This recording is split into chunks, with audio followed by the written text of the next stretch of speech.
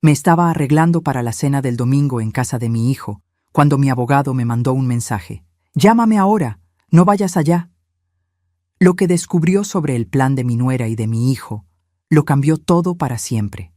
Me había levantado temprano ese domingo, nerviosa como quinceañera, porque Rodrigo, mi único hijo, me había invitado a cenar.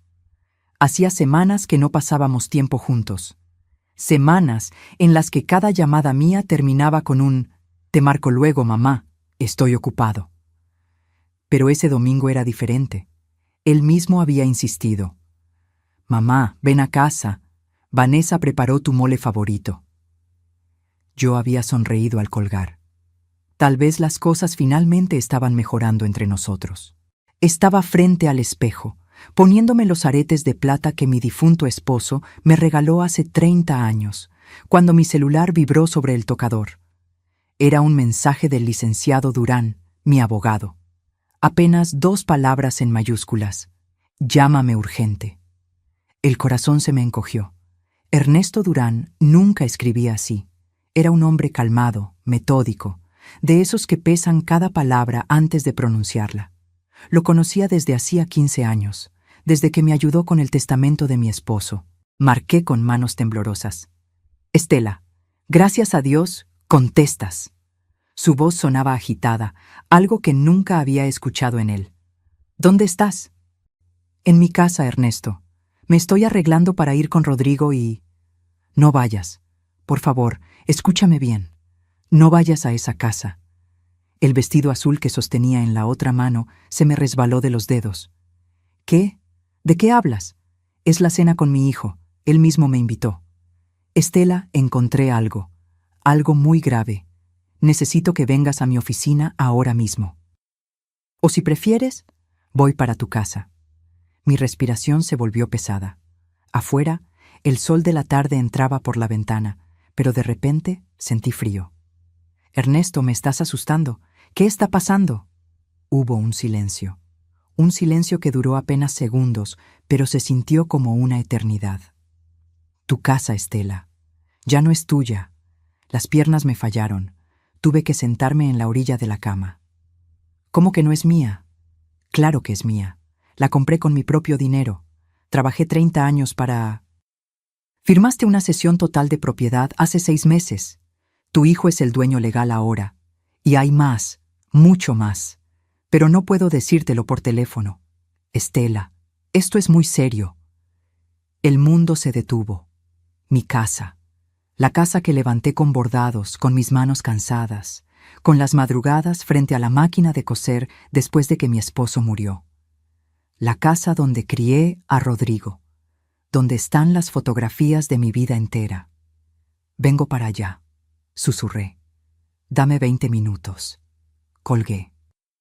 Me quedé sentada, mirando el vestido azul tirado en el suelo. Y entonces entendí algo que me heló la sangre. Aquella cena no era una reconciliación, era una trampa. Si algo en esta historia te hace sentir un nudo en el pecho, quédate hasta el final. Porque lo que descubrí esa tarde no solo me quitó la casa, me quitó la fe en mi propia sangre. Dale like, suscríbete y acompáñame en este relato, porque necesito que alguien más sepa lo que viví. Mientras manejaba hacia el despacho del licenciado Durán, las lágrimas empezaron a nublarme la vista. Tuve que detenerme en un semáforo y respirar hondo, limpiándome los ojos con el dorso de la mano. La gente pasaba a mi lado, riendo, caminando tranquila, ajena a que mi mundo acababa de colapsar. ¿Cómo había llegado hasta aquí? Mi mente voló hacia atrás, hacia los días más oscuros de mi vida. Hace 12 años, cuando mi esposo Fernando murió de un infarto fulminante, me quedé sola con 43,000 pesos en el banco y una renta que vencía en 2 meses. Rodrigo acababa de entrar a la universidad. Tenía 20 años y toda una vida por delante. Yo tenía 56, ninguna pensión y un vacío en el pecho que parecía tragarse todo. Pero no me di el lujo de derrumbarme. Me encerré en la sala de nuestra antigua casa rentada y saqué la vieja máquina de bordar que mi madre me había heredado. Esa máquina Singer negra, pesada como un ancla, que llevaba conmigo desde que era una niña. La limpié, aceité cada pieza y bordé mi primer mantel. Lo vendí en el mercado de artesanías por 300 pesos. 300 pesos que se convirtieron en 600, luego en 2000, después en 5000 a la semana.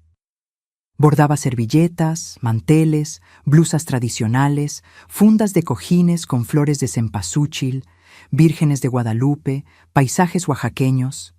Cada puntada llevaba mi dolor, mi rabia, mi necesidad de sobrevivir. Trabajaba de 6 de la mañana a 11 de la noche. Mis dedos sangraban, mis ojos ardían bajo la luz amarilla del foco, pero no paraba. Rodrigo me veía trabajar y a veces me decía: «Mamá, descansa, ya es muy tarde». Yo le sonreía, con el hilo entre los dientes, y le contestaba: «Mijo, esto es para que tú tengas tu carrera, para que no te falte nada». 5 años después, abrí mi propio taller, un local pequeño en la colonia Condesa, con 3 empleadas que me ayudaban. Mis bordados empezaron a venderse en tiendas boutique. Turistas extranjeros pagaban hasta 2.500 pesos por un solo mantel. Mis manos, esas manos arrugadas y callosas, estaban construyendo un futuro. Y entonces llegó el día más importante de mi vida. Tenía 63 años cuando firmé la escritura de esta casa. Mi casa. Un pequeño inmueble de 2 plantas en la colonia Roma Norte, con un jardincito al frente y una terraza donde podía ver atardeceres. Costó 3.200.000 pesos. Lo pagué en efectivo. Cada billete representaba un amanecer frente a la máquina, una orden cumplida, un sí de algún cliente satisfecho. El notario me entregó las llaves y yo lloré como nunca había llorado. Llamé a Rodrigo esa tarde. Él ya se había graduado de ingeniero industrial, trabajaba en una empresa internacional, ganaba bien. Le dije: «Hijo, ya tenemos casa propia, ya nunca más vamos a depender de nadie». Él vino esa noche, cargando una botella de sidra. Brindamos en la sala vacía, sentados en el suelo porque aún no tenía muebles. Me abrazó fuerte y me dijo: «Mamá, eres la mujer más fuerte que conozco». Guardé esas palabras como un tesoro.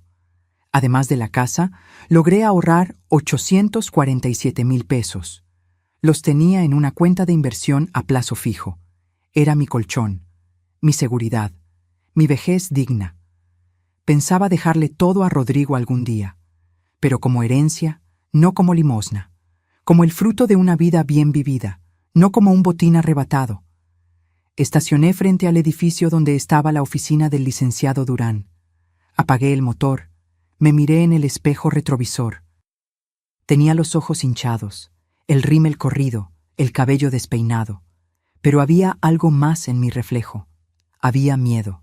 Miedo de confirmar que todo por lo que había luchado, todo lo que había construido con sangre y desvelos, me había sido arrebatado por las 2 personas en las que más confiaba en este mundo. Respiré profundo, tomé mi bolsa y bajé del auto. Porque si algo había aprendido en esta vida era esto: las batallas más duras no se pelean contra extraños. Se pelean contra quienes creíste que jamás te traicionarían.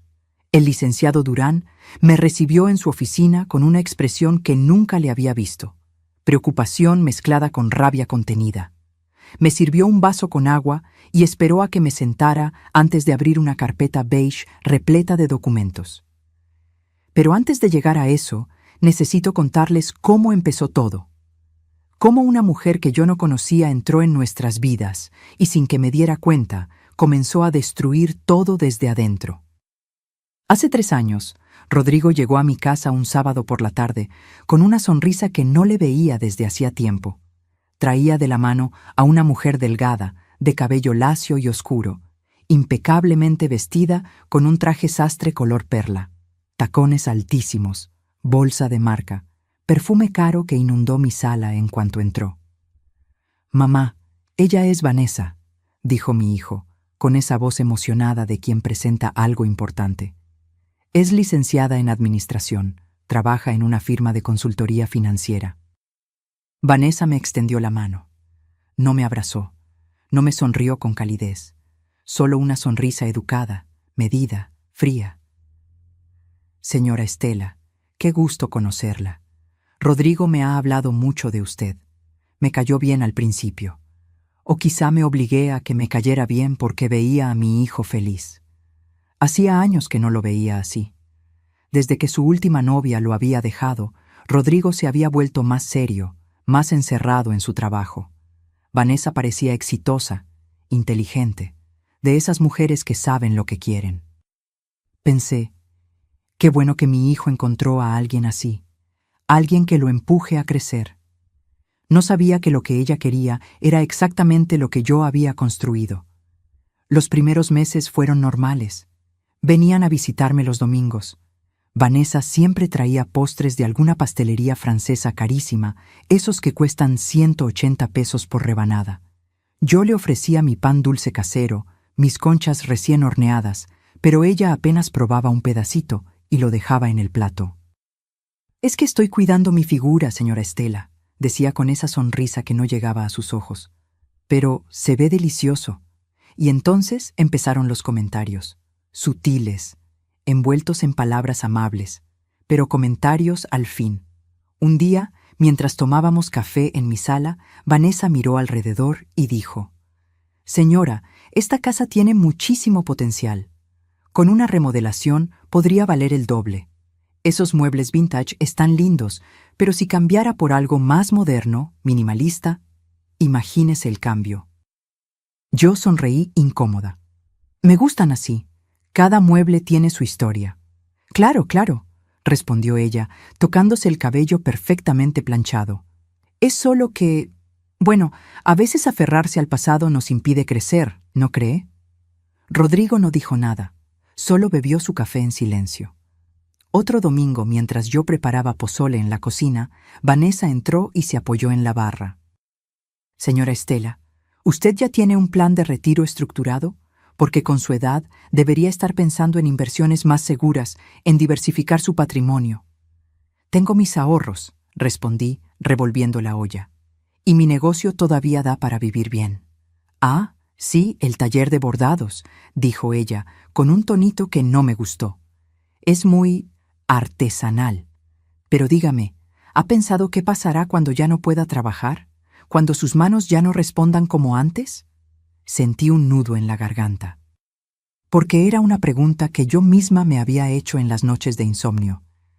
Pero escucharla de su boca, dicha así, tan fría, tan calculadora, me dolió. «Por eso ahorro», dije firmemente. «Y por eso tengo esta casa. Es mi seguridad». Vanessa asintió lentamente, como si estuviera tomando nota mental de algo. «Por supuesto, pero ¿sabe qué sería más inteligente? Poner esa casa a nombre de Rodrigo desde ahora. Así, cuando usted...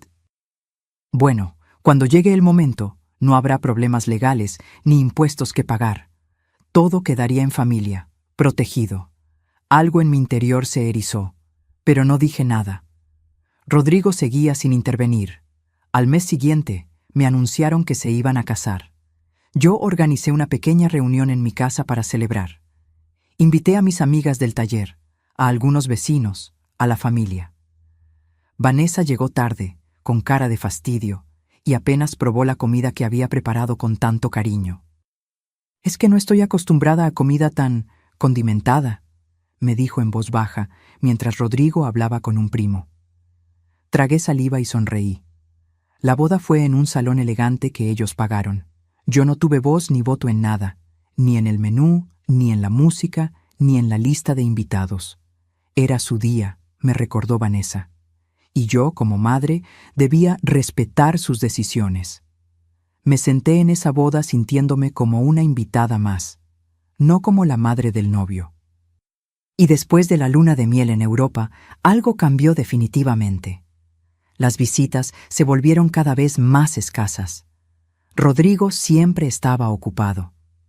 Vanessa siempre tenía junta, compromiso, cansancio. Cuando yo llamaba, él contestaba con monosílabos. Cuando yo proponía vernos, él posponía. Y cuando finalmente venían, Vanessa dominaba toda la conversación. Hablaba de sus logros, sus proyectos, sus inversiones. Miraba mi casa como quien evalúa una propiedad para comprar y demoler. Una noche, sola en mi habitación, me pregunté si estaba exagerando, si eran cosas mías, si el problema era que no podía aceptar que mi hijo ya tenía su propia vida, pero algo en mi corazón me decía que no, que había algo más oscuro creciendo detrás de esas sonrisas frías y esos comentarios disfrazados de consejos. Y tenía razón. Pero cuando finalmente lo descubrí, ya era demasiado tarde. El licenciado Durán colocó el primer documento frente a mí. Era una escritura pública. Reconocí mi firma al final de la página. Mis manos empezaron a temblar. Antes de explicarte esto, dijo Ernesto con voz grave, necesito que me cuentes exactamente cómo llegaste a firmar este papel. Cerré los ojos y volví a ese día. Hace 6 meses, un martes por la tarde. Rodrigo me había llamado esa mañana, algo inusual porque casi nunca lo hacía entre semana. Mamá, ¿puedes venir a comer a la casa? Vanessa y yo necesitamos hablar contigo de algo importante. El tono era serio. Mi corazón se aceleró. Pensé en enfermedades, en problemas, en malas noticias. Durante todo el camino hacia su departamento en Polanco, recé en silencio. Cuando llegué, Vanessa me recibió con una sonrisa que parecía demasiado amplia, demasiado ensayada. Había preparado una mesa con salmón, ensalada y vino blanco. Todo muy elegante, muy impersonal. Nada que yo realmente disfrutara, pero comí en silencio, esperando a que me dijeran qué pasaba. Después del postre, Rodrigo y Vanessa intercambiaron una mirada. Él se aclaró la garganta. Mamá, hemos estado pensando mucho en tu futuro, comenzó Rodrigo. En tu seguridad. ¿Mi seguridad? Repetí, confundida. Vanessa se inclinó hacia adelante, con esa expresión de preocupación que ahora sé que era completamente falsa. Señora Estela, Rodrigo y yo hemos estado investigando. ¿Sabía usted que cuando una persona fallece y deja bienes inmuebles, los herederos tienen que pagar impuestos enormes? Estamos hablando de hasta el 35% del valor de la propiedad. Me quedé helada. ¿35%? Susurré. Así es, continuó ella, sacando una carpeta con papeles impresos, gráficas, números resaltados en amarillo. Su casa está valuada en más de 3 millones de pesos. Eso significa que Rodrigo tendría que pagar más de 1 millón solo en impuestos sucesorios. Y si no los paga a tiempo, el gobierno puede embargar la propiedad. Mi hijo tomó mi mano. Esa mano que yo había sostenido cuando aprendió a caminar, cuando tuvo su primera caída, cuando le rompieron el corazón por primera vez. Mamá, no queremos que pierdas tu casa. No queremos que todo tu esfuerzo se vaya a manos del gobierno. Por eso investigamos opciones legales. ¿Qué opciones? Pregunté con la voz quebrada. Vanessa deslizó más papeles hacia mí. Había palabras que no entendía. Cesión de derechos, transmisión patrimonial anticipada, protección fiscal. La solución es simple y completamente legal, explicó ella con voz suave, casi maternal. Usted hace una cesión de la propiedad a nombre de Rodrigo ahora, en vida. De esa manera no hay impuestos que pagar. La casa queda protegida. Y usted, por supuesto, sigue viviendo ahí como siempre. Nada cambia para usted. Es solo un papel, un trámite notarial para proteger su patrimonio. Pero, ¿yo dejaría de ser la dueña? Pregunté, sintiendo cómo se me secaba la boca. En papel sí, respondió Rodrigo rápidamente. Pero en la práctica, no.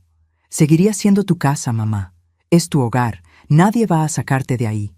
Esto es solo para protegerte de los impuestos abusivos del gobierno. Vanessa agregó, con tono urgente. Y créame, señora Estela, hemos visto casos terribles.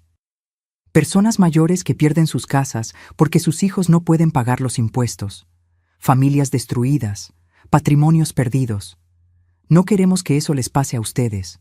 Me mostraron artículos impresos de Internet, historias de familias que habían perdido todo. Números rojos, advertencias, titulares alarmantes. Yo estaba mareada, confundida. asustada. Pero, ¿no hay otra forma? ¿Un testamento no? Los testamentos no evitan los impuestos, mamá, interrumpió Rodrigo. Al contrario, los complican más. Esto es lo más seguro. Además, ya hablé con un notario. Está todo listo. Solo necesitamos tu firma. ¿Ya hablaste con un notario?, repetí, sintiendo una alarma en mi pecho. Para agilizar el proceso, explicó Vanessa. Estos trámites pueden tardar meses, pero si usted firma esta semana, quedamos protegidos. Su casa queda protegida. Rodrigo apretó mi mano. Mamá, confía en mí. Esto es lo mejor para ti, para todos. Y ahí estuvo mi error monumental. Confié. Confié porque era mi hijo, porque pensé que nadie en el mundo me protegería mejor que él, porque asumí que su amor por mí era inquebrantable. 2 días después, firmé ante notario. El hombre leyó rápidamente los documentos, señaló dónde poner mi firma, y yo obedecí como autómata. Vanessa y Rodrigo estaban ahí, sonrientes, tranquilos.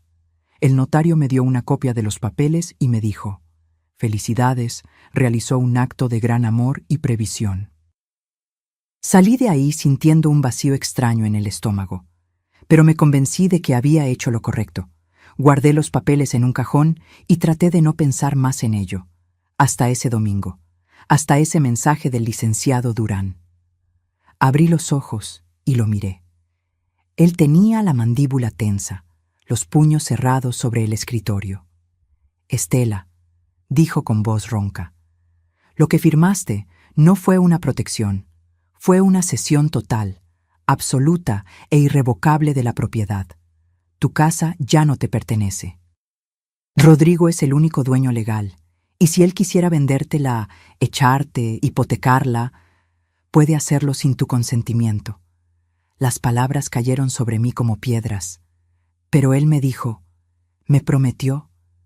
«Te mintieron», sentenció Ernesto. «Y hay más».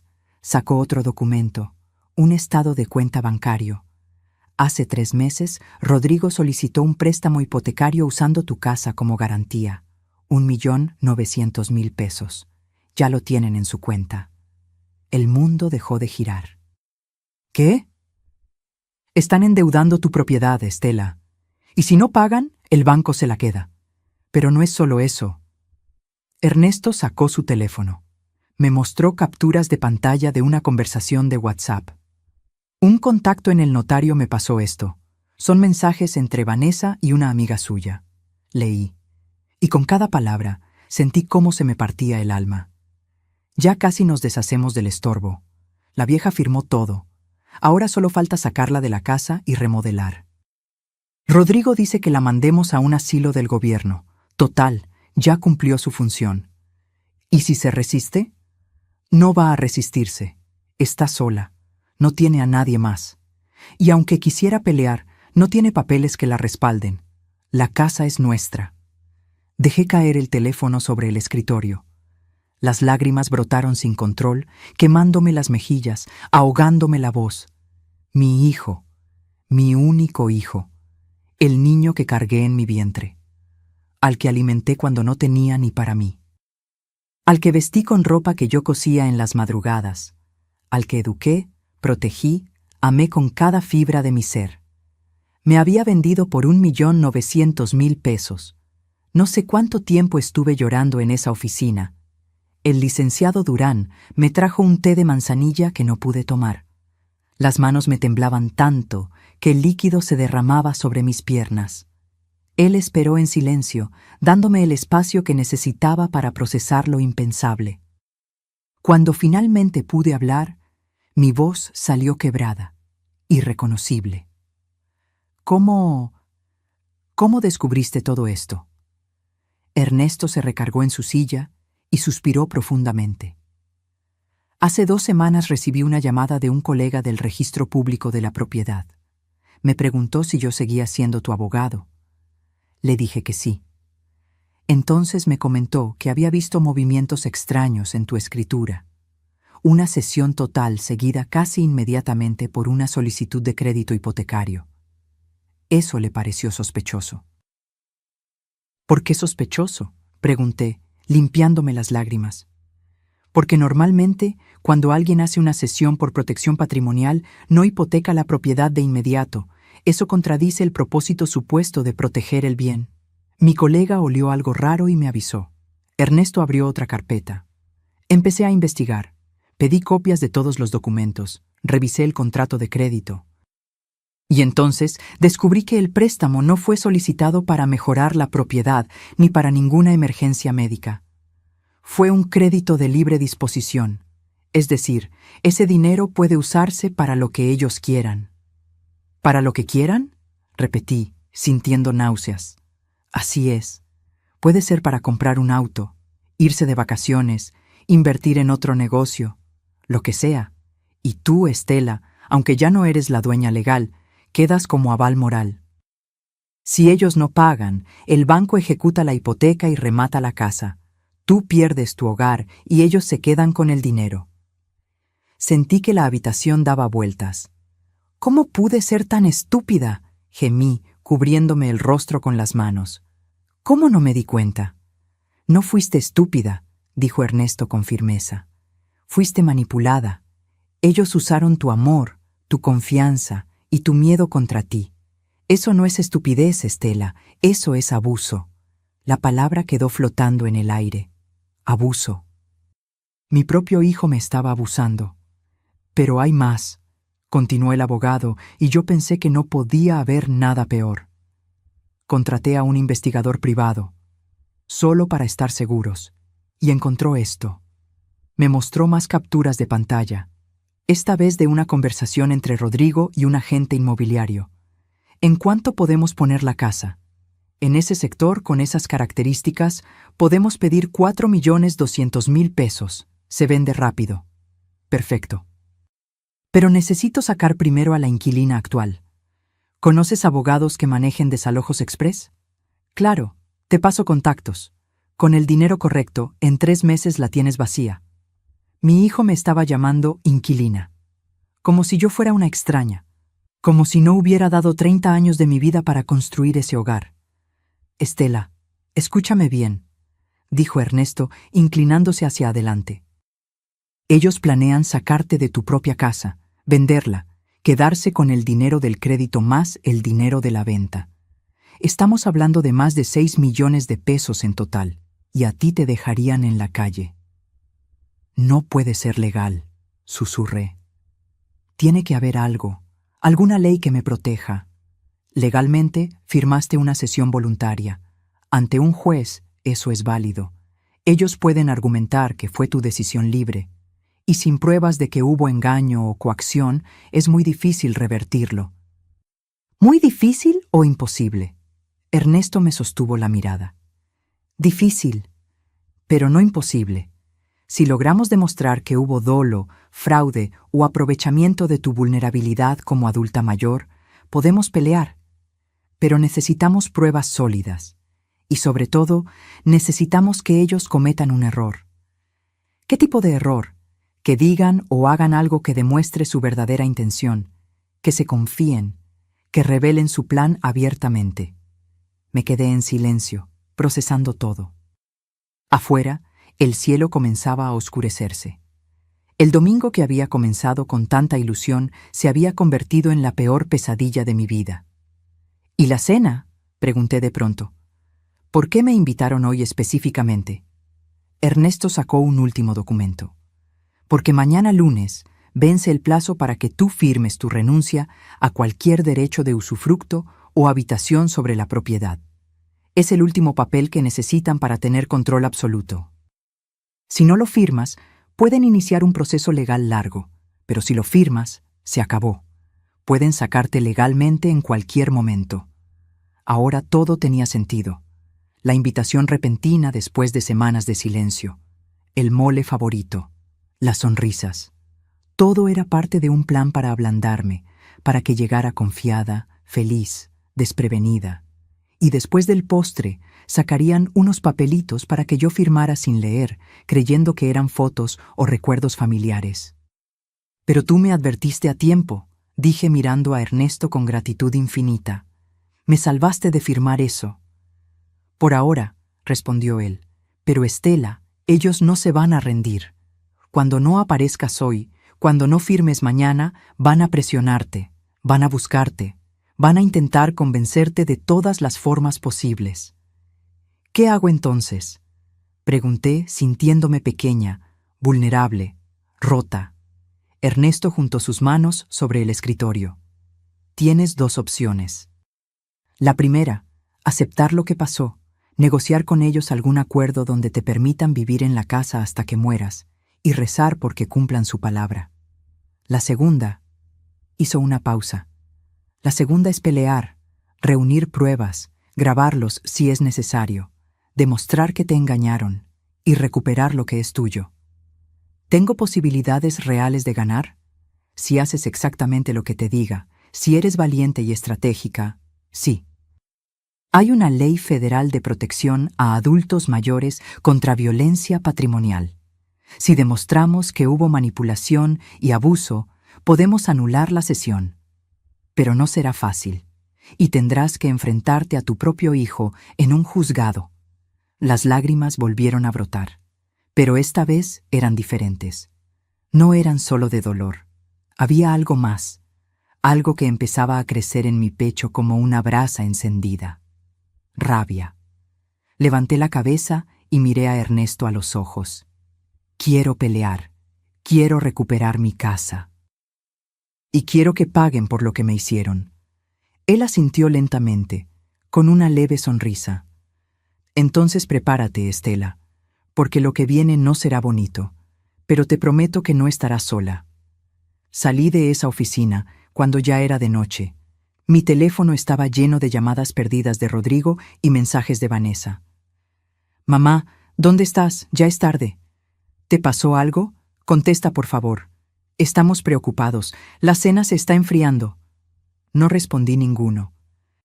Conduje de regreso a mi casa que ya no era mía, y me senté en la sala a oscuras, mirando las fotografías en las paredes. Rodrigo de bebé, Rodrigo en su graduación, Rodrigo abrazándome el día que compré esta casa. ¿En qué momento ese niño se había convertido en un extraño capaz de traicionarme así? Y más importante, ¿en qué momento yo había olvidado que soy una mujer que no se rinde? Esa noche algo cambió dentro de mí. El dolor seguía ahí. Pero ahora estaba acompañado de algo más fuerte: determinación. Pasé toda la noche despierta, sentada en mi cama, con la espalda contra la cabecera, mirando el techo mientras las horas se arrastraban con una lentitud insoportable. Mi teléfono no dejaba de sonar. Llamadas, mensajes. Cada vibración era como un puñal en el estómago. A las 2 de la mañana, Rodrigo dejó un mensaje de voz. Su tono había cambiado. Ya no sonaba preocupado, sonaba molesto. Mamá, esto es ridículo. No contestas el teléfono, nos dejaste plantados, nos hiciste quedar mal.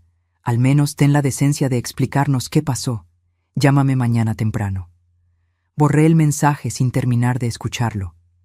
El lunes en la mañana, el licenciado Durán me llamó.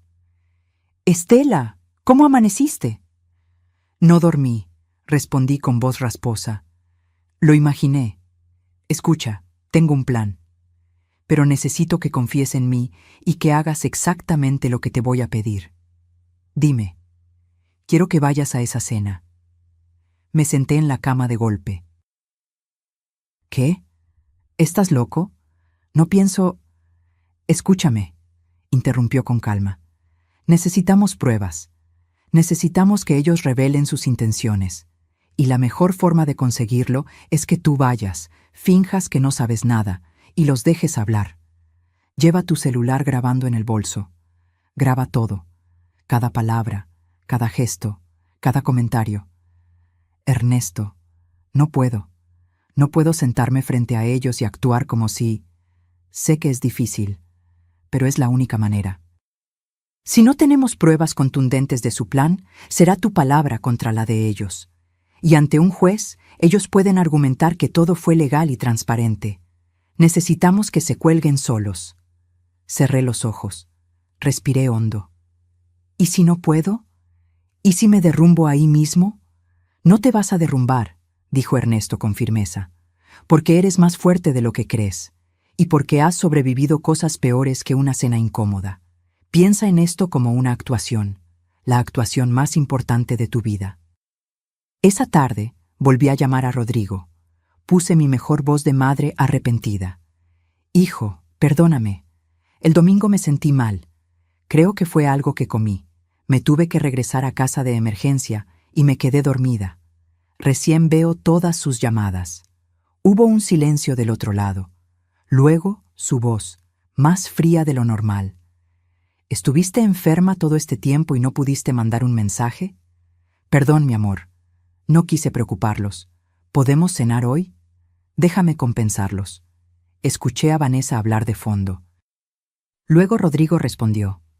Hoy no podemos, pero mañana sí. ¿Te parece a las 8? Perfecto, ahí estaré. Colgué y me quedé mirando el teléfono en mi mano. El licenciado Durán me había dado instrucciones precisas. Activar la grabadora de voz, ponerla en mi bolso, dejarlo cerca durante toda la cena. El martes llegó demasiado rápido. Me vestí con un suéter color vino y unos pantalones negros. Nada elegante. No quería que pensaran que era una ocasión especial para mí. Tomé mi bolso de piel café, verifiqué 3 veces que la grabadora estuviera activa y conduje hacia Polanco con el estómago hecho nudo. Cuando llegué al edificio donde vivían, el portero me saludó con una sonrisa. Yo asentí sin decir palabra. Subí en el elevador hasta el piso 12. Cada segundo se sentía eterno. Toqué el timbre. Vanessa abrió la puerta. Llevaba un vestido negro ajustado y el cabello recogido en un moño perfecto. Me miró de arriba a abajo antes de sonreír. Señora Estela, qué bueno que ya se siente mejor. Pase. Entré. El departamento olía a perfume caro y velas aromáticas de lavanda. Todo estaba impecablemente ordenado, ni una mota de polvo, ni un objeto fuera de lugar. Era un espacio frío, sin alma, como un showroom de revista. Rodrigo salió de la cocina secándose las manos con un trapo. Me dio un beso en la mejilla, pero fue mecánico, sin calidez. Hola, mamá. Siéntate. Ya casi está lista la cena. Me senté en el comedor de cristal. Coloqué mi bolso en la silla vacía junto a mí, asegurándome de que el micrófono quedara expuesto. Vanessa sirvió vino. Yo apenas lo toqué. Rodrigo trajo los platos, un risotto con champiñones. Nada que ver con el mole que supuestamente habían preparado el domingo. Comimos en silencio durante los primeros minutos. Yo sentía sus miradas sobre mí, evaluándome, midiendo cada uno de mis movimientos. Finalmente, Vanessa rompió el silencio. Señora Estela, queríamos hablar con usted sobre algo importante. Aquí venía. ¿Sí? Pregunté, fingiendo inocencia. Rodrigo dejó su tenedor sobre el plato. Mamá, Vanessa y yo hemos estado pensando. Ahora que la casa está a mi nombre, sería bueno que hiciéramos algunos ajustes. ¿Ajustes? Repetí.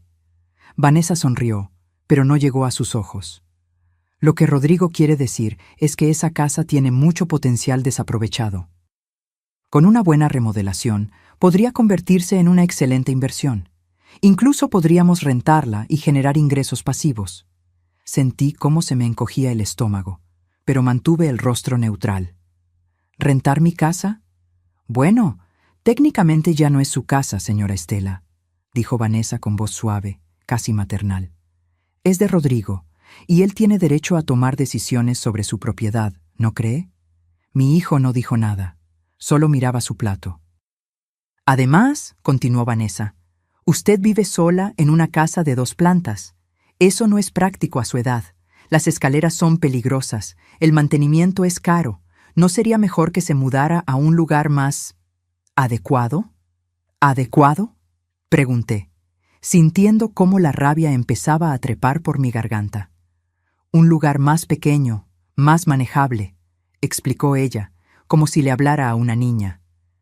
Hay residencias muy bonitas para adultos mayores, con enfermeras, actividades, gente de su edad. Estaría más cómoda. ¿Me estás diciendo que me vaya de mi casa? Las palabras salieron más duras de lo que pretendía. Rodrigo finalmente levantó la vista. Mamá, no lo veas así. Es por tu bien. Ya no estás en edad de vivir sola. ¿Qué pasa si te caes? Si te enfermas, necesitas estar en un lugar donde te cuiden. Yo me cuido sola, respondí, apretando los puños bajo la mesa. He vivido sola 12 años y nunca he necesitado que nadie... Pero las cosas cambian, señora Estela, interrumpió Vanessa. Usted ya tiene 68 años. Hay que ser realistas. Y francamente, mantener esa casa es un gasto innecesario cuando Rodrigo y yo podríamos estar invirtiendo ese dinero en nuestro futuro, en el futuro de nuestra familia. Esa última frase quedó flotando en el aire como veneno. ¿Su familia? Repetí lentamente. ¿Y yo qué soy? Vanessa parpadeado, dándose cuenta de su error, pero lo cubrió rápidamente. Por supuesto que usted es familia, señora. Pero tiene que entender que Rodrigo y yo estamos construyendo nuestra propia vida. Y esa casa representa un capital que necesitamos. Capital, repetí, sintiendo cómo las lágrimas comenzaban a picar en mis ojos. Mi casa es capital para ustedes. Rodrigo suspiró con impaciencia. Mamá, no te pongas dramática. Estamos tratando de resolver esto de la mejor manera. Mira, ya investigamos. Hay un asilo del INAPAM que acepta inscripciones sin costo. Es del gobierno, pero está decente. 3 comidas al día, médico de planta. ¿Un asilo del gobierno? Las palabras salieron como un gemido ahogado. En ese momento, el celular de Vanessa sonó. Ella lo tomó y se levantó de la mesa. Discúlpenme, es importante. Tengo que contestar. Salió hacia el balcón, cerrando la puerta de cristal detrás de ella, pero no completamente. Quedó entreabierta. Rodrigo y yo nos quedamos solos. Él no me miraba. Jugaba con el tenedor, moviendo el arroz de un lado a otro del plato. ¿Así de fácil? Le pregunté con voz temblorosa. ¿Así de fácil te deshaces de mí? No es eso, mamá. Es solo que... ¿Qué, Rodrigo? ¿Qué es? Él levantó la voz por primera vez. Que necesito ese dinero. ¿Está bien? Vanessa y yo tenemos planes. Queremos comprar un terreno en Cuernavaca, construir una casa propia. Pero no podemos hacerlo si todo tu patrimonio está atascado en esa casa vieja que ni siquiera usas completa. Me quedé sin aire. Esa casa vieja es lo que construí para ti, susurré. Cada ladrillo, cada ventana, cada metro cuadrado, fue pensando en dejarte algo, en que tuvieras un respaldo. Y te lo agradezco, mamá, pero ya no soy un niño. Tengo 32 años y necesito tomar mis propias decisiones. Desde el balcón, escuché la voz de Vanessa hablando por teléfono. Hablaba lo suficientemente alto como para que sus palabras llegaran hasta la sala. Sí, ya casi nos deshacemos del problema. La vamos a mandar a un asilo de gobierno, imagínate, pero al menos recuperamos la inversión. No, no ha sido difícil. La vieja es dócil, cree todo lo que le decimos. 3 meses máximo y la casa es nuestra para venderla. El mundo se detuvo. Miré a mi hijo. Él había escuchado cada palabra y no hizo nada. No se levantó a defender mí, no le gritó a su esposa, no dijo, así no hables de mi madre. Simplemente siguió moviendo el arroz en su plato, y en ese momento, algo dentro de mí murió. No fue mi amor por él. Eso, por doloroso que fuera, seguía ahí. Lo que murió fue mi ilusión, la imagen que tenía de mi hijo, la idea de que yo le importaba, aunque fuera un poco. Me levanté de la silla lentamente. Tomé mi bolso. Rodrigo finalmente me miró. ¿A dónde vas? No respondí. Caminé hacia la puerta. Vanessa regresó del balcón con una sonrisa. ¿Ya se va, señora Estela? Pero si no hemos terminado de... Terminamos, dije con una voz que no reconocí como mía. terminamos todo. Abrí la puerta y salí. Detrás de mí, escuché a Rodrigo decir: «Déjala, ya firmará, no tiene a dónde más ir». Bajé en el elevador con las piernas temblando. Llegué a mi auto, me senté en el asiento del conductor, y ahí, finalmente, exploté. Lloré como no había llorado desde la muerte de mi esposo. Lloré por la traición, por la humillación, por el hijo que había perdido sin siquiera darme cuenta. Pero cuando las lágrimas se secaron, cuando el llanto se convirtió en hipo y el hipo en silencio, saqué mi teléfono. Detuve la grabación. 2 horas y 14 minutos de audio. Cada palabra, cada plan, cada insulto disfrazado de preocupación. Le mandé el archivo al licenciado Durán con un solo mensaje: «Tengo lo que necesitábamos. Ahora dime cómo los destruimos». Llegué a mi casa pasadas las 11 de la noche. Las luces de la calle parpadeaban débilmente, proyectando sombras largas sobre el jardín que yo misma había plantado hace años. Rosas, jazmines, bugambilias. Cada planta tenía su historia, su momento, su razón de ser. Entré y cerré la puerta con llave. Me quedé parada en la entrada, mirando mi sala, los muebles que Vanessa llamaba vintage, con desprecio, las fotografías en las paredes que documentaban toda una vida, el tapete tejido a mano que me había regalado una clienta agradecida, la lámpara de cerámica que compré en Oaxaca cuando Fernando aún vivía.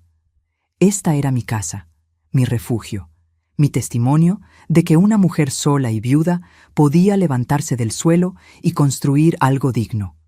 Y me la querían arrancar como si fuera un objeto desechable. Me senté en el sofá, en la oscuridad, con el bolso todavía colgando de mi hombro. El silencio de la casa era tan profundo que podía escuchar mi propia respiración entrecortada. Durante años me había definido a mí misma a través de mi hijo. Era la mamá de Rodrigo. Mi razón de existir era su bienestar, su éxito, su felicidad. Cada sacrificio, cada noche sin dormir, cada comida que yo no probaba para que a él no le faltara nada. Todo tenía sentido porque era para él. Pero ¿quién era yo sin ese papel? ¿Quién era Estela cuando ya no era solamente madre? La respuesta llegó como un susurro desde lo más profundo de mi ser. Yo era una sobreviviente, una mujer que había enterrado a su esposo y no se dejó enterrar con él. Una mujer que convirtió el dolor en puntadas de bordado y las puntadas en un negocio. Una mujer que aprendió a negociar con proveedores, a calcular costos, a defender sus precios cuando los clientes querían pagar menos de lo justo. Yo era una guerrera. Siempre lo había sido. Solo que había olvidado ponerme la armadura. Mi teléfono vibró. Era el licenciado Durán. «Estela, escuché el audio completo. Es oro puro. Esto es suficiente para demostrar fraude, manipulación y violencia patrimonial. ¿Estás lista para la guerra?». Mis dedos temblaban sobre el teclado, pero escribí con una claridad que me sorprendió a mí misma. «Estoy lista. Dime qué hacer». Su respuesta llegó en segundos. «Mañana a primera hora ven a mi oficina. Vamos a preparar una demanda que hará temblar los cimientos de su mundo perfecto. Y Estela, te voy a pedir cosas difíciles. Vas a tener que fingir debilidad cuando eres fuerte. Vas a tener que actuar como víctima cuando eres cazadora. ¿Puedes hacerlo?». Sonreí en la oscuridad. Una sonrisa amarga, pero sonrisa al fin. «Puedo hacer lo que sea necesario». Esa noche, algo extraño me sucedió. Después de tanto llanto, tanto dolor, tanta humillación, dormí profundamente. Dormí como no lo había hecho en meses. Y soñé. Soñé con mi madre. Ella había muerto cuando yo tenía apenas 23 años, pero en el sueño estaba ahí, sentada frente a su máquina de coser, con esa expresión seria y determinada que yo recordaba tan bien. «Mija», me dijo sin levantar la vista del bordado, «¿te acuerdas de lo que te enseñé?». «¿Qué cosa, mamá?». «Que las mujeres como nosotras no nos quebramos. Nos doblamos, sí, el viento nos sacude, la vida nos golpea, pero no nos quebramos, Porque estamos hechas del mismo material que los cactus, espinosas por fuera, resistentes por dentro y capaces de florecer incluso en el desierto. Desperté con las mejillas mojadas, pero esta vez no de tristeza. Era algo distinto. Algo que se sentía como despedida y bienvenida al mismo tiempo. Me levanté, me di una ducha larga y me vestí con cuidado. Pantalón negro, blusa blanca, mi suéter de lana gris. Me recogí el cabello en un chongo bajo. Me vi en el espejo y por primera vez en semanas no vi a una víctima. Vi a una mujer lista para pelear. A las 9 de la mañana estaba en la oficina del licenciado Durán. Él ya tenía todo preparado: carpetas, documentos, computadora encendida con el audio transcrito palabra por palabra. «Buenos días, Estela», me saludó, estudiando mi rostro. «Te ves diferente». «Me siento diferente», respondí, sentándome frente a su escritorio. «Dime qué tengo que hacer». Ernesto juntó sus manos y se inclinó hacia adelante. «Lo primero es entender contra qué nos enfrentamos. Ellos tienen la ley de su lado en papel. Tú firmaste voluntariamente. Pero nosotros tenemos algo más poderoso: la verdad y las pruebas de que esa firma fue obtenida mediante engaño. ¿Qué leyes nos protegen? La ley de los derechos de las personas adultas mayores, específicamente el artículo que penaliza la violencia patrimonial. También podemos invocar fraude procesal y abuso de confianza. Pero esto no será rápido, Estela. Puede tomar meses». «No me importa el tiempo», dije con firmeza. «Me importa ganar». «Bien, entonces esto es lo que vamos a hacer». Ernesto desplegó un plan detallado. Primero, presentaríamos una demanda de nulidad de la cesión de propiedad basada en dolo y error sustancial. Adjuntaríamos el audio como prueba principal, más un peritaje psicológico que demostrara que yo había sido manipulada emocionalmente. Segundo, solicitaríamos una medida cautelar para congelar cualquier transacción sobre la propiedad mientras durara el juicio. Eso evitaría que Rodrigo vendiera la casa antes de que se resolviera el caso. Tercero, presentaríamos una denuncia penal por fraude y violencia patrimonial contra adultos mayores, que es un delito federal con penas de hasta 8 años de prisión. ¿Prisión?, repetí, sintiendo un escalofrío. Si se comprueba el delito, sí. Pero Estela, tengo que preguntártelo directamente. ¿Estás dispuesta a que tu hijo enfrente consecuencias penales? La pregunta quedó suspendida en el aire, como una guillotina. Cerré los ojos. Vi al niño de 5 años que lloraba cuando se caía. Al adolescente que me abrazaba cuando yo lloraba por su padre. Al joven que me había dicho: «Eres la mujer más fuerte que conozco». Pero también vi al hombre que me llamó inquilina, que permitió que su esposa me llamara estorbo y vieja, que planeaba encerrarme en un asilo del gobierno para quedarse con mi patrimonio. Abrí los ojos. Estoy dispuesta a lo que sea necesario para recuperar mi dignidad. Ernesto asintió lentamente. Entonces hay algo más que debes saber. Para que este plan funcione, necesitamos que ellos se sientan confiados, que crean que ganaron. Quiero que los llames, que te hagas la derrotada y que les digas que estás dispuesta a negociar. ¿Negociar?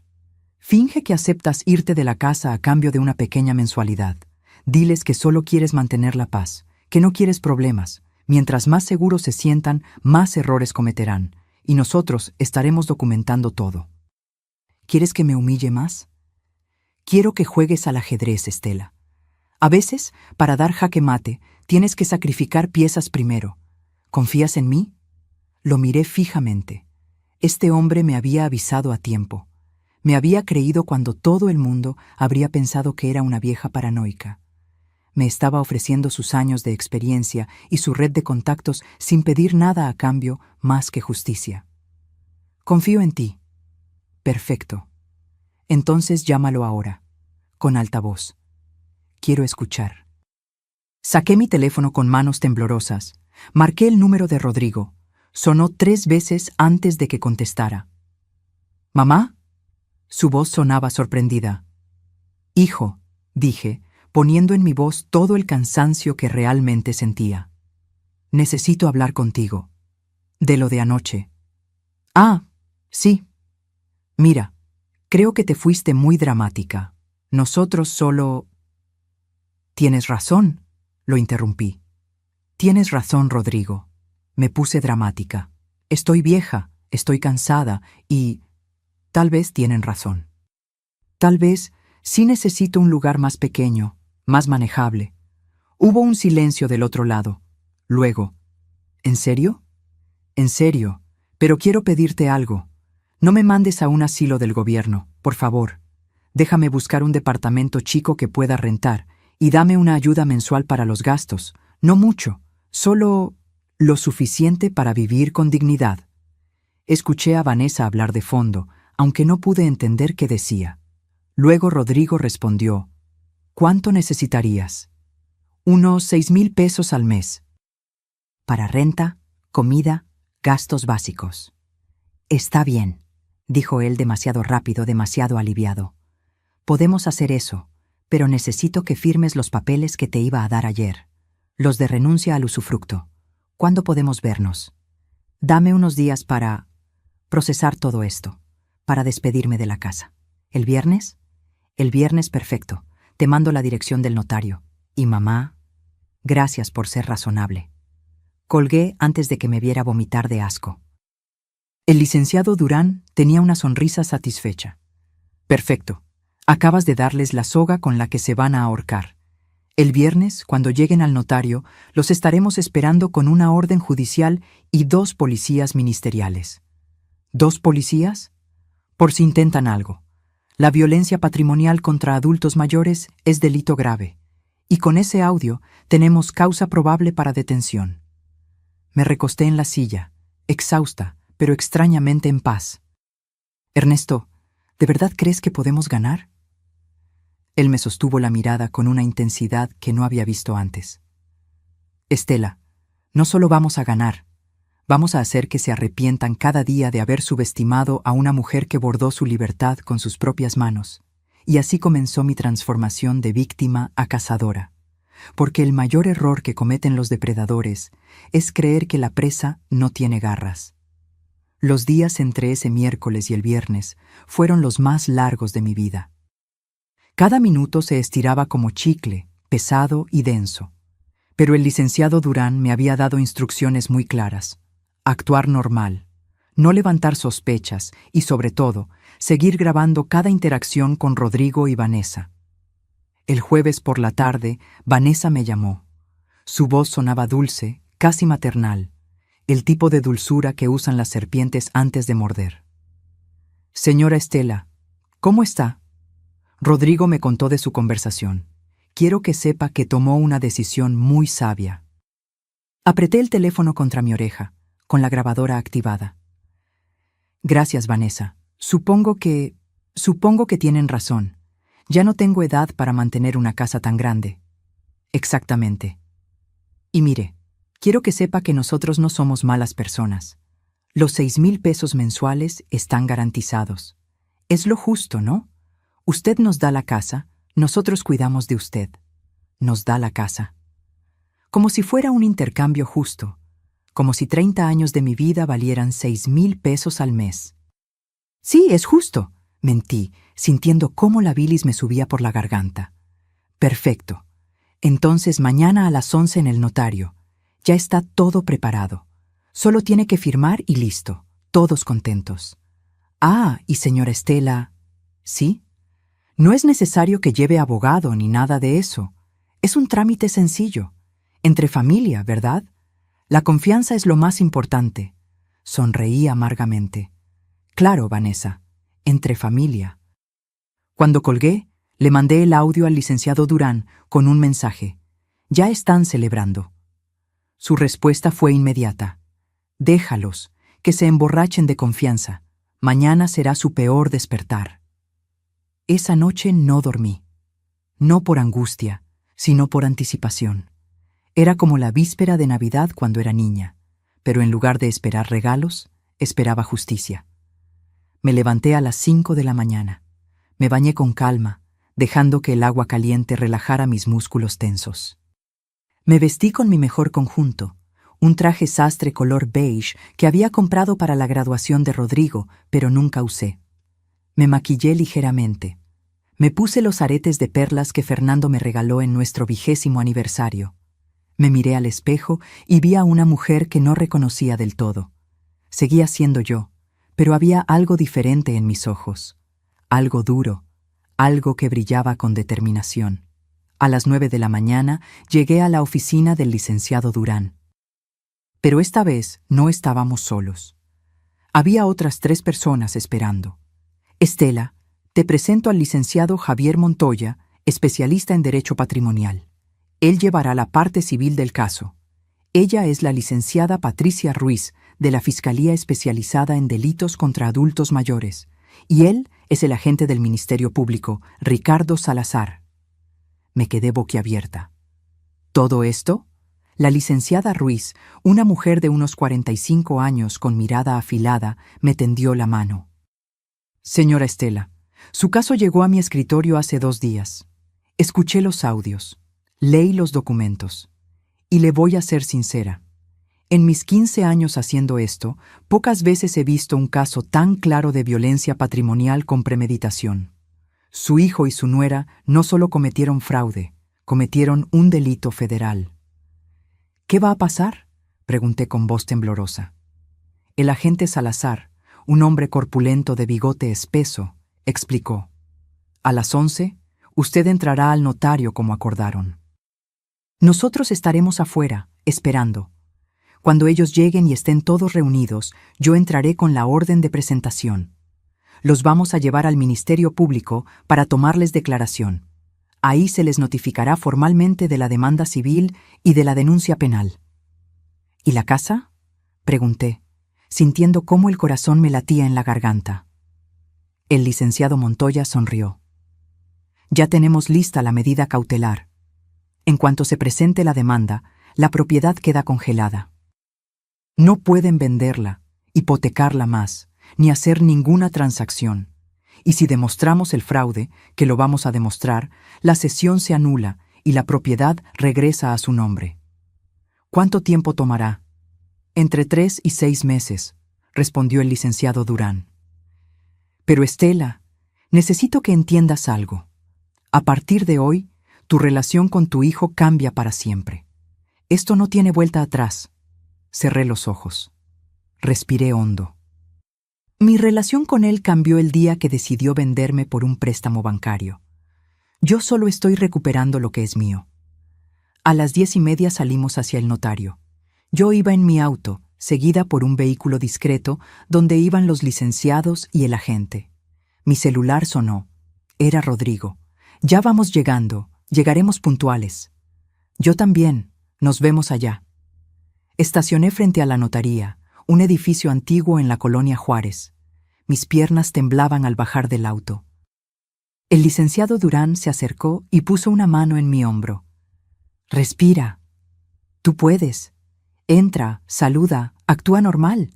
Cuando yo entre, solo aléjate y déjanos hacer nuestro trabajo. Asentí y entré. El notario, un hombre calvo de lentes gruesos, me recibió con una sonrisa profesional. Señora Estela, bienvenida. Su hijo ya avisó que vienen en camino.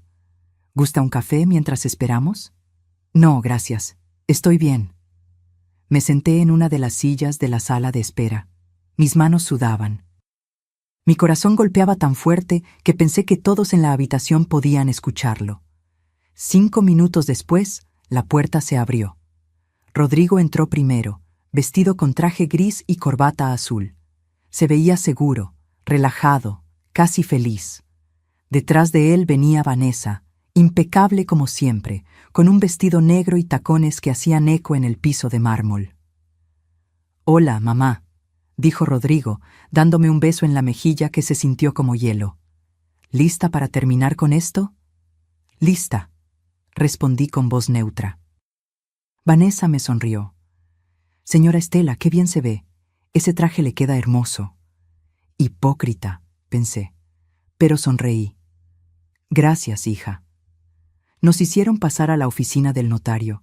Él ya tenía los documentos extendidos sobre su escritorio de caoba.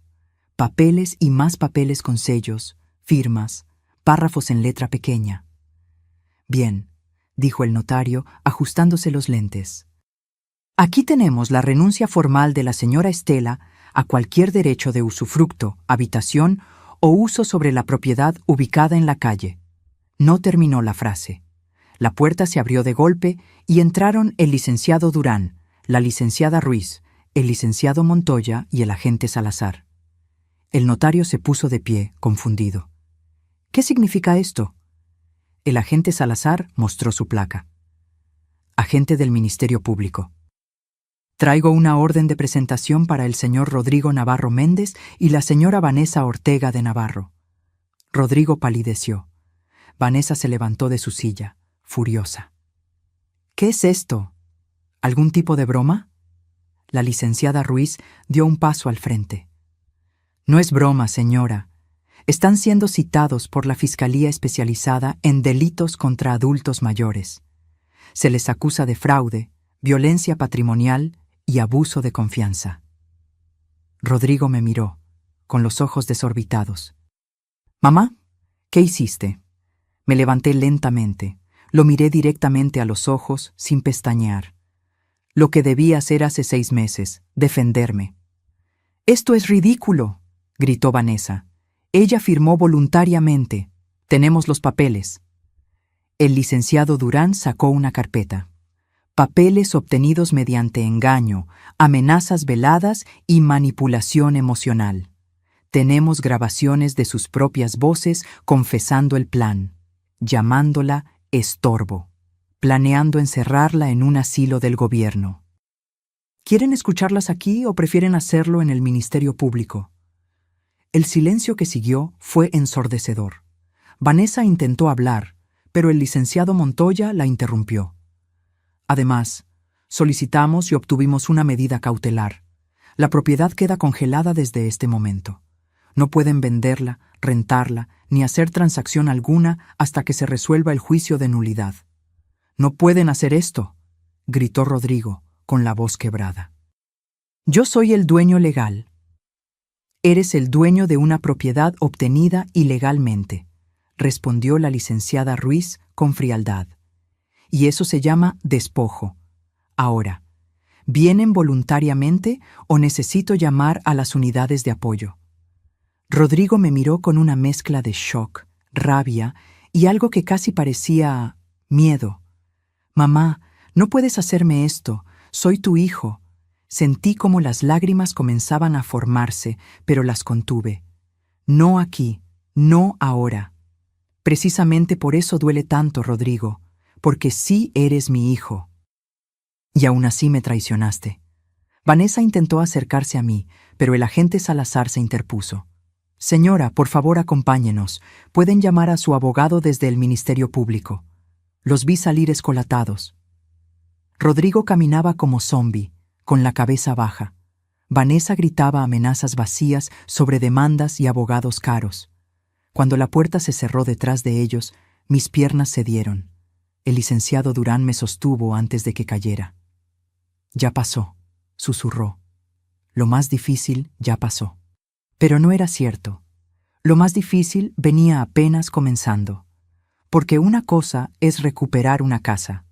Otra muy distinta es recuperarte del hecho de que tu propia sangre te quiso dejar en la calle. Los siguientes 3 meses fueron un torbellino de citatorios, audiencias, peritajes y declaraciones. Cada semana tenía que presentarme en alguna oficina gubernamental para responder preguntas, firmar documentos, ratificar testimonios. Rodrigo y Vanessa contrataron a un abogado caro, de esos que cobran 50,000 pesos solo por la consulta inicial. Un hombre de traje italiano y sonrisa de tiburón que intentó intimidarme cada vez que coincidíamos en los pasillos del juzgado. «Señora, esto se puede resolver sin tanto escándalo», me decía con voz melosa. «Piense en su hijo. ¿De verdad quiere arruinar su vida por un malentendido?»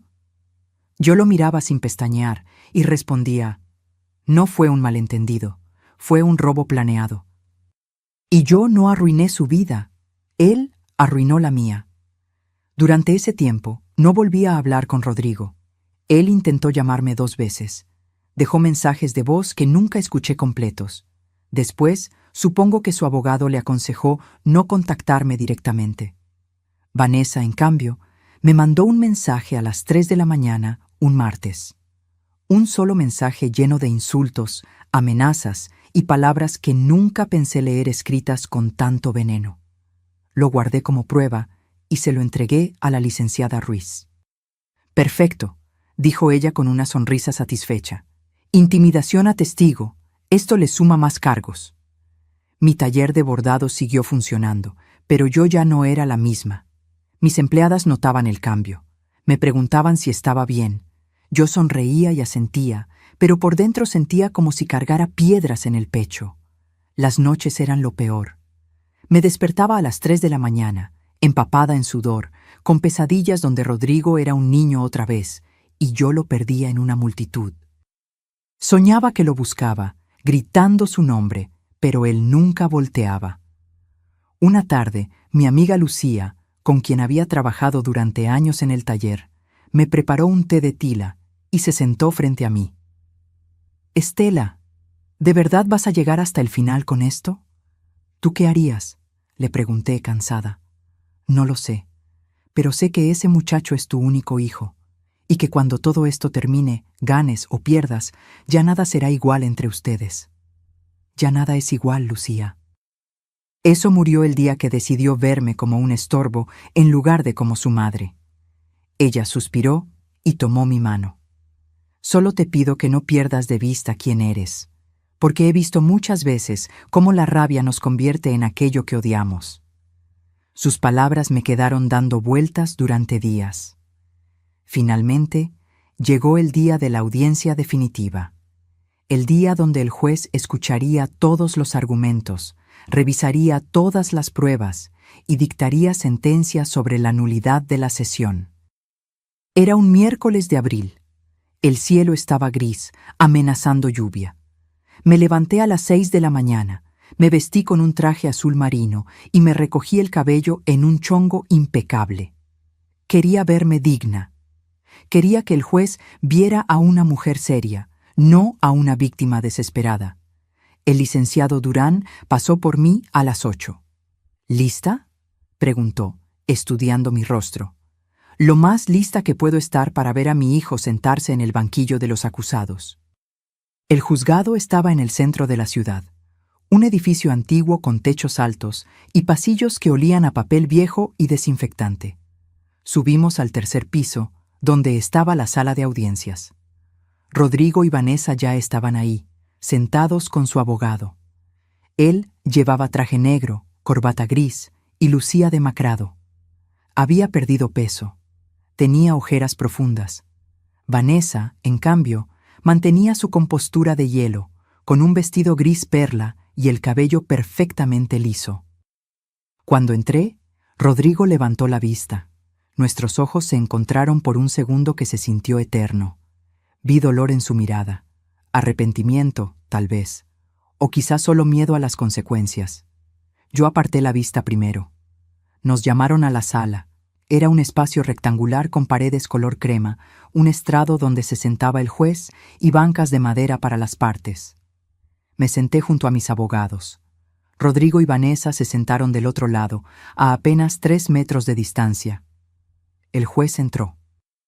Era un hombre de unos 60 años, con cabello blanco y mirada penetrante. Se sentó, acomodó sus papeles y habló con voz firme. «Estamos aquí para resolver la demanda de nulidad de cesión de propiedad interpuesta por la señora Estela Méndez Cordero contra su hijo, Rodrigo Navarro Méndez, y su nuera, Vanessa Ortega de Navarro. También atenderemos la denuncia penal por violencia patrimonial contra adultos mayores. Procederemos con la presentación de pruebas». El licenciado Montoya se puso de pie y comenzó a exponer el caso. Habló durante 20 minutos, explicando cronológicamente cómo me habían engañado, cómo usaron mi miedo a perder mi patrimonio para manipularme, cómo solicitaron el préstamo hipotecario sin mi conocimiento. Luego vino el momento más duro, reproducir los audios. La voz de Vanessa llenó la sala. Ya casi nos deshacemos del problema. La vamos a mandar a un asilo de gobierno, imagínate, pero al menos recuperamos la inversión. Vi cómo Rodrigo cerraba los ojos, apretando los puños sobre sus piernas. Después, el audio de su conversación con el agente inmobiliario. Necesito sacar primero a la inquilina actual. El abogado defensor intentó objetar, argumentando que los audios habían sido obtenidos sin consentimiento. Pero la licenciada Ruiz respondió con calma. Los audios fueron grabados por la propia víctima durante conversaciones en las que ella estaba presente. Es completamente legal bajo la Ley de Protección de Datos Personales cuando se trata de documentar un delito. El juez asintió y permitió que continuaran. Luego fue mi turno de declarar. Me puse de pie, con las piernas temblando. Caminé hasta el estrado. Puse mi mano sobre la Biblia y juré decir la verdad. El licenciado Montoya me hizo preguntas básicas primero. Mi nombre, mi edad, mi ocupación. ¿Cómo había adquirido la propiedad? Señora Estela, ¿puede describir con sus propias palabras qué le dijeron su hijo y su nuera cuando le pidieron que firmara la cesión? Respiré hondo. Me dijeron que era para protegerme, que si yo moría, Rodrigo tendría que pagar más de 1 millón de pesos en impuestos. Me dijeron que era solo un trámite en papel, que yo seguiría viviendo en mi casa como siempre. Me lo juraron. ¿Y usted les creyó? Sí, porque era mi hijo, porque pensé que él jamás me haría daño. ¿Cuándo se dio cuenta de que la habían engañado? Las lágrimas comenzaron a rodar por mis mejillas, pero mi voz se mantuvo firme. Cuando mi abogado me llamó para decirme que ya no era dueña de nada, que habían hipotecado mi casa y que planeaban sacarme para venderla. ¿Cómo se sintió en ese momento? Miré directamente a Rodrigo. Él tenía la cabeza baja, evitando mi mirada. Sentí que me moría. Sentí que 30 años de trabajo, de sacrificio, de amor incondicional, no habían significado nada para él. Sentí que mi único hijo me había vendido por dinero. El silencio en la sala era absoluto. Luego fue el turno del abogado defensor de interrogarme. Se puso de pie con expresión severa. Señora Estela, ¿es cierto que usted firmó los documentos voluntariamente frente a un notario? Firmé lo que mi hijo me pidió que firmara, confiando en él. ¿Leyó los documentos antes de firmar? El notario los leyó rápidamente. Yo confié en que mi hijo no me mentiría. Señora, usted es una mujer de 68 años, dueña de un negocio exitoso. ¿Me está diciendo que no tiene la capacidad de leer un documento legal antes de firmarlo? Sentí la rabia trepar por mi garganta. Tengo la capacidad. Lo que no tenía era razón para desconfiar de mi propio hijo. ¿No es cierto que usted está haciendo todo este teatro porque se arrepintió de su decisión? ¿Que ahora quiere quedarse con la casa que voluntariamente cedió? «Objeción», gritó el licenciado Montoya. «Está hostigando a la testigo». «Procede», dijo el juez. «Licenciado, reformule su pregunta». El abogado defensor cambió de táctica. «Señora Estela, ¿su hijo alguna vez la amenazó físicamente?» «No». «¿La golpeó?» «No». «¿La encerró contra su voluntad?» «No». «Pero me manipuló, me mintió y planeó dejarme en la calle. Según usted, según interpretaciones de conversaciones privadas que grabó sin consentimiento». La licenciada Ruiz se puso de pie. «Su señoría, nuevamente estamos ante argumentos ya refutados. Los audios son legales y las palabras en ellos son claras e inequívocas». El juez golpeó su mazo. «Sostenido. Licenciado, ¿tiene más preguntas para la testigo?» «No, su señoría. Me permitieron bajar del estrado. Mis piernas apenas me sostenían». Después declaró un perito psicólogo que había evaluado mi estado mental. Confirmó que yo estaba completamente lúcida y que había sido víctima de manipulación emocional sistemática. Luego el turno fue para Rodrigo. Lo vi caminar hacia el estrado con pasos lentos. Se veía pequeño, vulnerable. Nada que ver con el hombre seguro que había entrado meses atrás a esa notaría creyendo que había ganado. Señor Navarro, comenzó su propio abogado, ¿puede explicar cuál era su intención al pedirle a su madre que cediera la propiedad? Rodrigo habló con voz baja. Solo quería protegerla. Investigué y es verdad que los impuestos sucesorios son muy altos. No quería que después hubiera problemas. ¿En algún momento planeó dejarla en la calle? No, nunca. Esas conversaciones que grabó salieron de contexto. Yo estaba molesto, frustrado, pero nunca pensé realmente hacerle daño. ¿Y el préstamo hipotecario? Rodrigo titubeó. Lo necesitábamos para un proyecto de inversión. Iba a generarnos ingresos y después le iba a regresar la casa a mi mamá. ¿Por qué no le explicó eso antes de solicitar el crédito? Porque pensé que se preocuparía innecesariamente. Ahora fue el turno del licenciado Montoya de interrogarlo. Señor Navarro, ¿es cierto que usted le dijo a un agente inmobiliario que necesitaba desalojar a la inquilina actual, refiriéndose a su madre? Rodrigo palideció. ¿Eso fue sí o no? Sí, pero no lo decía en serio. Tampoco lo decía en serio cuando su esposa dijo que su madre era un estorbo y usted no la corrigió. Yo no podía controlar lo que Vanessa decía, pero podía defenderla. ¿Lo hizo? Silencio. Señor Navarro, responda la pregunta. ¿Defendió a su madre cuando su esposa la llamó estorbo? No, susurró Rodrigo, y por primera vez una lágrima rodó por su mejilla. No la defendí. El juez llamó a un receso de 30 minutos. Salí de la sala y me apoyé contra la pared del pasillo, temblando. El licenciado Durán me ofreció agua. Lucía, que había venido a apoyarme, me abrazó en silencio. Cuando regresamos, el juez tenía su decisión lista. Después de revisar exhaustivamente las pruebas presentadas, especialmente los audios y testimonios, este juzgado determina lo siguiente. Mi corazón latía tan fuerte que apenas podía escuchar.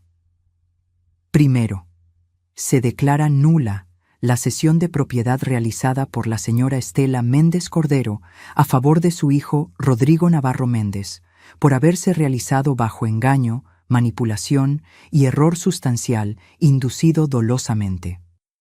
Segundo, la propiedad ubicada en calle Tabasco número 43, Colonia Roma Norte, se restituye inmediatamente a nombre de su legítima propietaria, la señora Estela Méndez Cordero. Tercero, el préstamo hipotecario obtenido fraudulentamente queda como responsabilidad exclusiva del señor Rodrigo Navarro Méndez y la señora Vanessa Ortega de Navarro, quienes deberán liquidarlo sin que la propiedad ni la señora Estela tengan responsabilidad alguna. Cuarto, se condena al señor Rodrigo Navarro Méndez y a la señora Vanessa Ortega de Navarro al pago de 650,000 pesos por concepto de daño moral y gastos legales a favor de la señora Estela Méndez Cordero.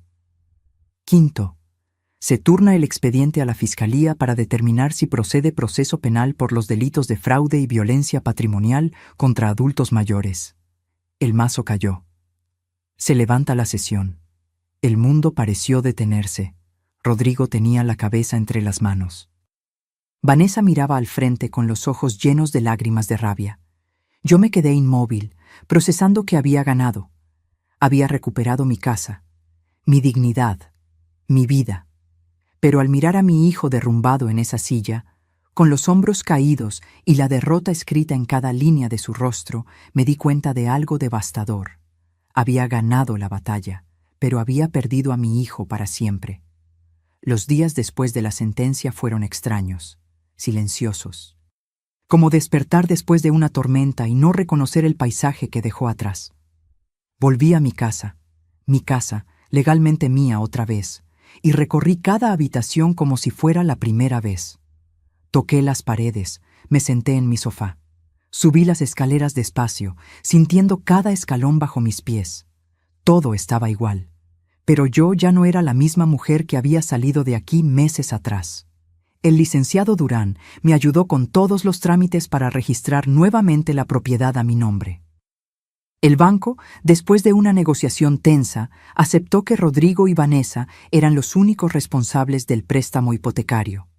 Mi casa quedó libre de gravámenes. Los 650,000 pesos de la indemnización llegaron a mi cuenta 3 semanas después. Era una suma considerable, pero se sentía vacía, como si ninguna cantidad de dinero pudiera compensar lo que realmente había perdido. Una tarde de mayo, mientras bordaba en mi taller, sonó mi teléfono. Era un número desconocido. Dudé antes de contestar. «¿Mamá?» La voz de Rodrigo me atravesó como un cuchillo. No respondí de inmediato. Solo escuché su respiración entrecortada del otro lado. «Mamá, sé que no tengo derecho a llamarte. Sé que lo arruiné todo, pero necesito que sepas algo». Cerré los ojos, apretando el teléfono contra mi oreja. «Vanessa y yo nos estamos divorciando», continuó con voz quebrada. Ella me dejó cuando perdimos el juicio. Dijo que yo era un inútil, que había echado a perder el mejor plan que teníamos, que yo era débil por no haber sido más duro contigo. Sentí un nudo en la garganta, pero no hablé. Y tenía razón, mamá. Era débil, pero no de la forma que ella pensaba.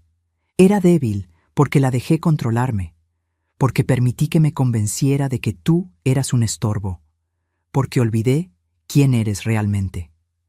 Las lágrimas comenzaron a rodar por mis mejillas en silencio. Perdí mi trabajo, continuó. La empresa se enteró del juicio y me despidieron.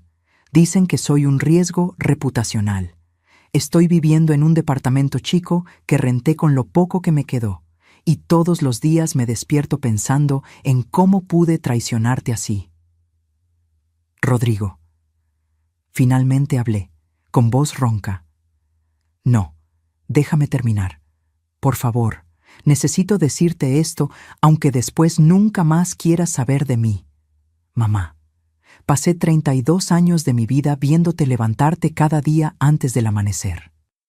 Te vi coser hasta que te sangraban los dedos. Te vi llorar por mi papá y aún así seguir adelante. Te vi construir un negocio de la nada. Y en lugar de honrar ese legado, en lugar de protegerte como tú me protegiste toda mi vida, te apuñalé por la espalda. Su voz se quebró completamente. No espero que me perdones. No merezco tu perdón. Solo necesitaba que supieras que me odio por lo que te hice.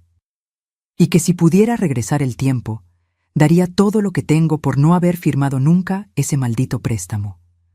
Por haberte defendido cuando Vanessa te insultaba. Por haber sido el hijo que merecías en lugar del monstruo en el que me convertí. El silencio que siguió fue denso, cargado de años de amor, dolor, traición y arrepentimiento. Rodrigo, dije finalmente, limpiándome las lágrimas. Te voy a decir algo que necesitas escuchar, y después de esto, depende de ti qué decides hacer con tu vida. Dime, el perdón no es algo que se da porque alguien lo pide. Se da cuando la persona ofendida está lista para soltar el peso del rencor. Y yo todavía no estoy lista. Escuché cómo sollozaba del otro lado. Lo que me hiciste fue imperdonable. Me quitaste la paz. Me quitaste la confianza. Me hiciste dudar de mi propio juicio. Y sobre todo, me hiciste sentir que no valía nada para ti. Mamá. Pero, continué, pero eres mi hijo. Y aunque quisiera odiarte, aunque quisiera borrarte de mi vida como tú intentaste borrarme de la tuya, no puedo. Porque el amor de madre no se apaga así de fácil, Rodrigo. Es como esas brasas que siguen ardiendo bajo la ceniza, aunque todo parezca muerto. ¿Qué quieres decir? Que no voy a fingir que nada pasó, que no vamos a volver a ser lo que éramos, porque eso ya no existe. Pero tampoco voy a cerrarte la puerta para siempre. ¿Me estás dando una oportunidad? Te estoy diciendo que el perdón se gana, Rodrigo, no con palabras, no con lágrimas. Se gana con acciones, con tiempo, con que me demuestres que entendiste la lección, que creciste, que te convertiste en un hombre de verdad, no en el títere de una mujer manipuladora. ¿Cómo? ¿Cómo te lo demuestro? Eso lo tienes que descubrir tú solo. Pero te voy a dar un consejo. Empieza por reconstruirte a ti mismo. Consigue trabajo. Paga tus deudas. Aprende a vivir con las consecuencias de tus decisiones. Y sobre todo, aprende a mirarte al espejo sin sentir asco. Hubo una larga pausa. ¿Y si lo logro? ¿Si de verdad cambio? ¿Habrá espacio para mí en tu vida otra vez? Tal vez, respondí honestamente. O tal vez no. Eso dependerá de muchas cosas. Pero por ahora, lo que necesito es espacio, distancia, tiempo para sanar lo que ustedes rompieron. Lo entiendo, dijo con voz pequeña. Y mamá, aunque no sirva de mucho, te amo. Siempre te he amado. Simplemente perdí de vista lo que realmente importaba. Yo también te amo, Rodrigo. Por eso duele tanto. Colgué antes de derrumbarme completamente. Los meses siguieron su curso. El verano llegó con su calor sofocante. Mi taller empezó a recibir más pedidos. Una tienda boutique en San Miguel de Allende me hizo un pedido de 50 manteles bordados a mano. El trabajo me mantenía ocupada, y eso era bueno. No tenía tiempo para hundirme en el dolor. Una tarde de agosto, Lucía entró al taller con una expresión seria. «Estela, hay una mujer afuera que quiere hablar contigo. Dice que se llama Gabriela y que su historia es parecida a la tuya». Salí y encontré a una señora de unos 70 años, con el rostro surcado de arrugas y los ojos llenos de tristeza. «¿Señora Estela? Mi nombre es Gabriela Ramírez. Vi su caso en las noticias, y yo estoy pasando por algo similar con mi hija y mi yerno. Me están presionando para que les firme mi departamento. Dicen que es por protección, pero después de ver lo que le pasó a usted, tengo miedo. La hice pasar, le preparé un café, y escuché su historia. Era casi idéntica a la mía. Las mismas palabras, las mismas promesas, la misma manipulación disfrazada de amor. «¿Qué puedo hacer?», me preguntó con voz temblorosa. «No quiero perder mi hogar, pero tampoco quiero perder a mi hija». Le di el contacto del licenciado Durán. Le expliqué los pasos que debía seguir, y le dije algo que ella necesitaba escuchar. «Gabriela, proteger tu patrimonio no es una traición a tus hijos, es un acto de amor propio, y si ellos realmente te aman, lo entenderán». Ella se fue con una chispa de esperanza en los ojos. Esa noche no pude dormir. Pensé en cuántas mujeres como Gabriela y como yo había en México. Cuántas madres siendo manipuladas. Cuántos hijos aprovechándose de la confianza ciega de quienes les dieron la vida. A la mañana siguiente, llamé al licenciado Durán. «Ernesto, quiero hacer algo. Quiero usar parte de la indemnización para crear algo útil». «¿Qué tienes en mente?» «Una asociación, pequeña, sin muchas pretensiones, pero que ofrezca asesoría legal gratuita a adultos mayores que están siendo víctimas de abuso patrimonial, que les enseñe a identificar las señales, que les dé las herramientas para defenderse». Hubo un silencio. Luego, «Estela, eso es brillante. Y yo conozco a 3 abogados más que estarían dispuestos a donar algunas horas al mes para algo así». Así nació Dignidad Plateada, una pequeña asociación civil que registramos en septiembre. Con 200,000 pesos de mi indemnización, rentamos un local pequeño en la Colonia Condesa. 2 días a la semana ofrecíamos consultas gratuitas. La primera semana llegaron 3 personas, la segunda, 8. Al mes, ya teníamos lista de espera. Cada historia que escuchaba era como ver un espejo de mi propio dolor, pero también era una oportunidad de evitar que otros pasaran por lo mismo. Además de la asesoría legal, empecé a dar talleres de bordado gratuitos los sábados, no solo para enseñar el oficio, sino para crear una comunidad. Un espacio donde mujeres mayores pudieran sentirse valoradas, útiles, vivas. Una de mis alumnas, doña Carmela, de 73 años, me dijo algo que nunca olvidaré. «Señora Estela, yo vengo aquí no solo por el bordado. Vengo porque después de que mis hijos me abandonaron en un asilo, pensé que mi vida había terminado. Pero usted me enseñó que todavía hay belleza que crear. Todavía hay propósito. En noviembre, 6 meses después de la sentencia, recibí una carta certificada. Era de Rodrigo. Con manos temblorosas, la abrí.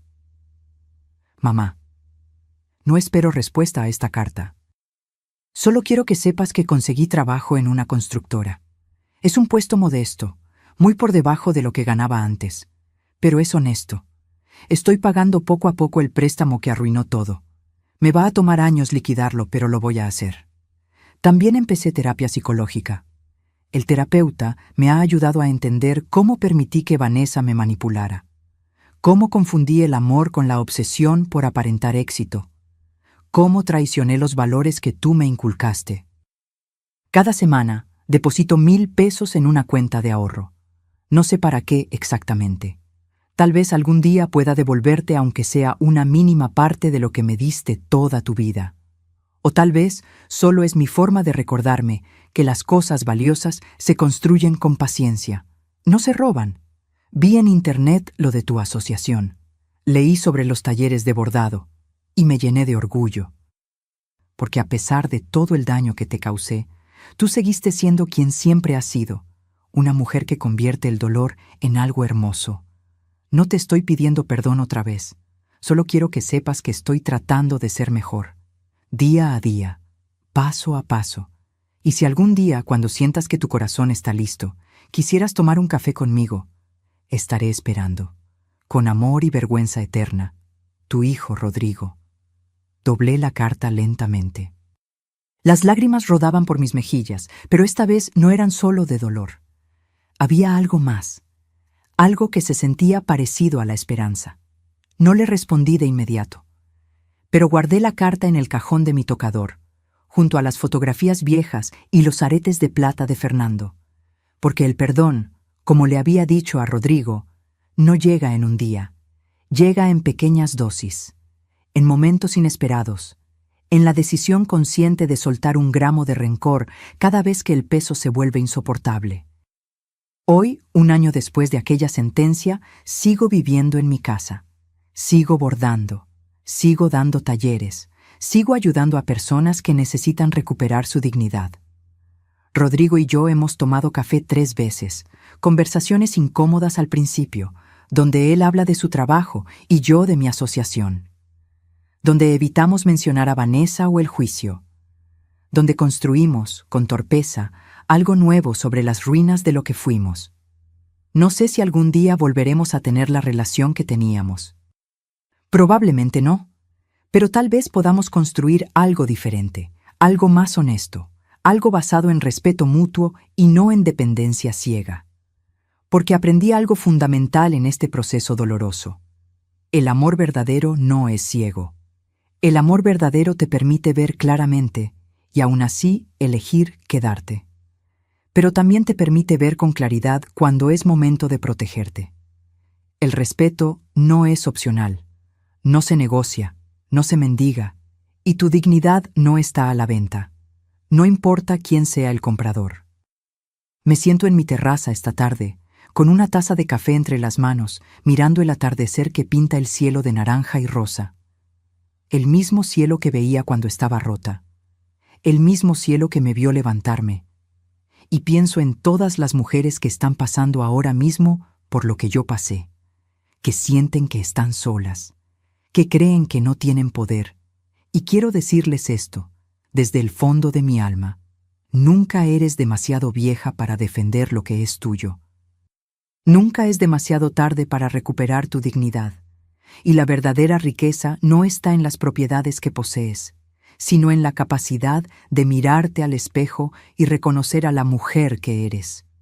Una mujer que se levanta, que pelea, que sobrevive y que a pesar de todo sigue siendo capaz de amar, pero ahora con los ojos bien abiertos. Fin. Si esta historia tocó algo dentro de ti, si conoces a alguien que está viviendo una situación similar, o si simplemente quieres recordar que nunca es tarde para recuperar tu poder, déjame un comentario contándome de dónde nos estás viendo. Escribe tu país, tu ciudad, porque historias como esta no conocen fronteras, y tal vez tu comentario sea el empujón que alguien más necesita para defenderse. Dale like si crees que el respeto a nuestros mayores debe ser inquebrantable. Y suscríbete para seguir acompañándome en estas confesiones de vida real que nos recuerdan lo fuerte que podemos ser cuando decidimos no rendirnos. Porque la verdadera victoria no está en destruir a quien te lastimó, está en reconstruirte a ti misma y demostrar que ninguna traición puede apagar la luz que llevas dentro. Gracias por quedarte hasta el final. Hasta la próxima historia.